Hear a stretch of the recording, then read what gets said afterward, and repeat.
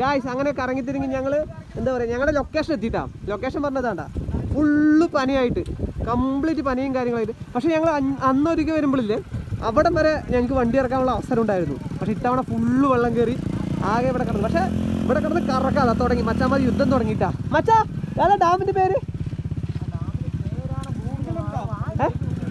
അടുത്ത സ്റ്റോറി പറയാം ഗായ്സ്. ഡാമിൻ്റെ പേര് ആർക്കും അറിയില്ല. തുള്ളിയ ഡാമാ? എടാ തുള്ളിയ ഡാമ അവിടെയല്ലേ? ഗായ്സ് യുദ്ധം തുടങ്ങി ബാസി.